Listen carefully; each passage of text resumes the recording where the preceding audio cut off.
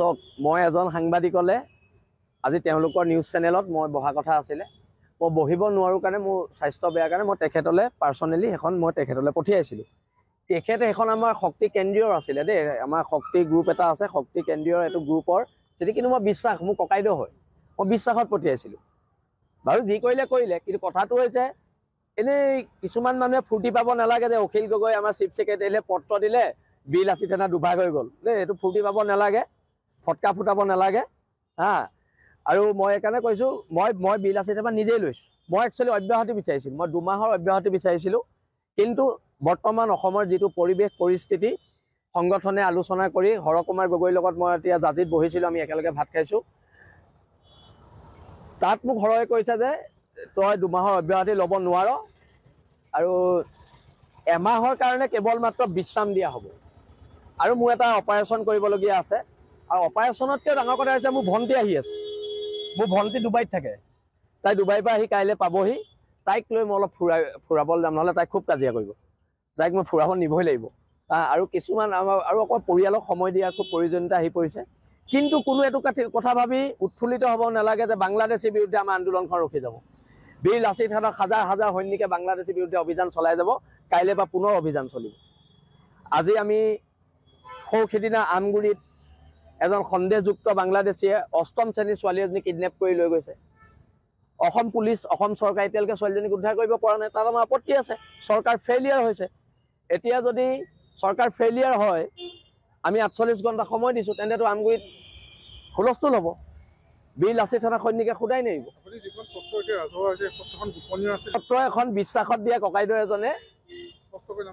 স্পষ্টকৈ মই নামটো নকওঁ মই সদায় শুনক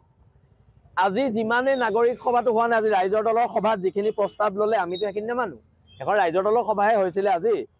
ৰাইজৰ দলৰ সভাৰ আমি কোনো প্ৰস্তাৱ নেমানো আৰু অখিল গগৈ ফুৰ্তি পাব নালাগে যে ৰন্দু পানীবুকনৰ শৃংখল চলিয়াৰ মাজত কাজিয়া হৈছে বুলি বিল আসি থানাক দুভাগ কৰিবলৈ চৰকাৰ বিফল হৈ গ'ল চৰকাৰী গোটেই যন্ত্ৰ বিফল হৈ গ'ল এখন লাভ লেটাৰে বিল আসি থানাক দুভাগ কৰিব নোৱাৰে আৰু যেতিয়ালৈকে আমি জীয়াই আছো বিল আসি থানাৰ এই সত্তাটো একত্ৰিত হৈ থাকিব আৰু আজি এইবোৰ যিবিলাক দুষ্ট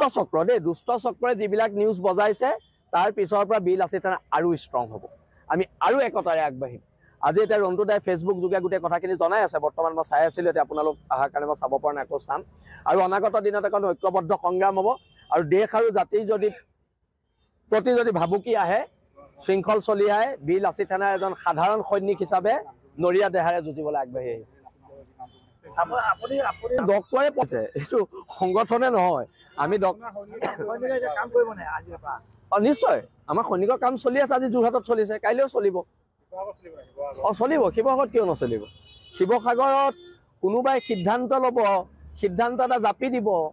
আমি আজি নাগৰিক সভাত ভাষণ দিওঁতে কৈছে এনেকুৱা মন্তব্য গ্ৰহণযোগ্য নহ'ব আৰে তোমালোকৰ মতে মন্তব্য দিম নি আমি নাগৰিক সভাৰ কাম মন্তব্য শুনা মন্তব্যৰ ওপৰত প্ৰতিক্ৰিয়া সামগ্ৰিকভাৱে দিব নাগৰিক সভাৰ কামটো কি হৈছে মন্তব্য শুনা ভুল কওঁ শুদ্ধ কওঁ মন্তব্য শুনাহে কাম নাগৰিক সভাৰ কাম কি আছিলে মন্তব্যটো শুনা কথাবোৰ এনেকুৱা নহয় জানো এতিয়া নাগৰিক সভাই কৈছে এনেকুৱা মন্তব্য নেব নে কেনেকুৱা মন্তব্য হ'ব তেন্তে মানে তেওঁলোকে সাম্প্ৰদায়িক কথা এতিয়া এজন সাংবাদিকে কৈছে তেওঁ নিশা বোলে 12টালৈকে আছিলে তাত কোনো ধৰণৰ সাম্প্ৰদায়িক ধ্বনি দিয়া নাই তো আমাৰ ল'ৰাও নিশা এটালৈকে তাত আছিলে সাম্প্ৰদায়িক ধ্বনি দিয়া শুনি আহিছে তোমালোকে যদি অকল এছাম পক্ষ লোৱা তোমাৰ সাংবাদিকসকলৰ এটা দায়িত্ব কি নিৰপেক্ষতা অৱলম্বন কৰিব লাগিব সাংবাদিকৰ দায়িত্ব সাংবাদিক জাজ হ'ব নোৱাৰিব নহয় আজি ইয়াত জাজ হোৱা দেখা গৈছে যে তেওঁলোক আছিলে কোনো সাম্প্ৰদায়িক মন্তব্য দিয়া নাই প্ৰমাণ কৰিব লাগিব যে সাম্প্ৰদায়িক মন্তব্য দিয়া নাই আৰু মই এইটো কথা স্পষ্টকৈ কৈছো সাম্প্ৰদায়িক মন্তব্য দিছিলে কিয় ভয় খাইছে আপোনালোকে ক'বলৈ ভোট ভাঙিব কাবাৰ ভোট ভাঙিব সেইকাৰণে ভয় খাইছে কিন্তু সাম্প্ৰদায়িক মন্তব্যটো দিয়াটো দিছে আৰু মই আজি এই সংবাদ মাধ্যম বিশেষকৈ শিৱসাগৰ সংবাদ মাধ্যম সকলোকে ধন্যবাদ জনাইছো এইকেইদিনৰ জাতীয় জীৱনত আপোনালোকে বিল আসি থানাৰ প্ৰত্যেকটো কথা খুব নিৰপেক্ষভাৱে আপোনালোকে গোটেই অসমৰ জাতীয় জীৱনক জনাইছে তাৰ বাবে আপোনালোকক ধন্যবাদ দিছো আৰু এইকেইদিন যেহেতু কাইলৈ মই চিকিৎসকৰ ওচৰত যাম আৰু সম্ভৱ মই অৰুণাচলো যাম মোৰ য'ত চিকিৎসা হ'ব চিকিৎসকজন সদায় নাহে মানে এভেইলেবল নহয় তেওঁৰ পৰা মই এটা অপাৰেশ্যনৰ টাইম ল'ব লাগিব আৰু আমি 9-10 তাৰিখে মই আমাৰ পৰিয়াল সহিত আমি অৰুণাচল যাম আৰু তাৰ বাবে মই সকলোকে এতিয়া মই ধন্যবাদো জনাইছোঁ আৰু পুনৰ কৈছোঁ সাংবাদিকসকল নিৰপেক্ষ হোৱাটো বিচাৰোঁ আমিতো সৰু মানুহ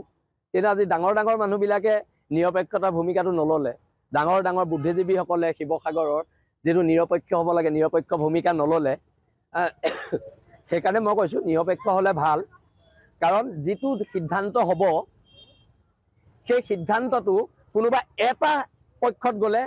কোনোবা এটা ৰাজনৈতিক মানুহক MLA বনাবলৈ যদি নাগৰিক সভা গোটেই অসমত গোটেই ভাৰতবৰ্ষৰ ইতিহাসত প্ৰথম এখন নাগৰিক সভা হৈছে য'ত সকলো মানুহে মিলি এজন মানুহক MLA বনাবৰ কাৰণে নাগৰিক সভা দিছে তাতকৈ দুখ আৰু লজ্জাৰ বিষয় নাই এতিয়া কথাটো হৈছে দেশ জাতিৰ বিপদ হ'লে ওলাব লাগিব দেশ আৰু জাতিৰ বিপদ হ'লে অসম নামৰ মাজনীৰ বিপদ হ'লে ওলাব লাগিব তথাপিতো মোক অলপ বিশ্ৰামৰ প্ৰয়োজন আৰু এইটো মোক ৰন্টু দা বা হৰ বা আমাৰ হেমন্ত দাই কোৱা কথা নহয় এইটো মোক ডক্টৰে কৈছে আৰু সেইকাৰণে আমি এইটো সিদ্ধান্ত আমাৰ বীৰ লাচিত থানাটো এনেকুৱা সংগঠন নহয় ন মই আমাৰ সংগঠনটো আমি সংগঠন নহয় মই আমুক মই তামুক মোলে ভয় কৰে মোলে আমুক কৰে মোলে তামুক কৰে আমি সদায় আমি হিচাপে কওঁ আমাৰ প্ৰত্যেকটো ডিচিশ্যন আমি মই অসমৰ আটাইতকৈ দুৰ্ধৰ্ষ লিডাৰ মই অসমৰ আটাইতকৈ ডেঞ্জাৰ মানুহ মই অসমৰ আটাইতকৈ শক্তিশালী বিৰোধী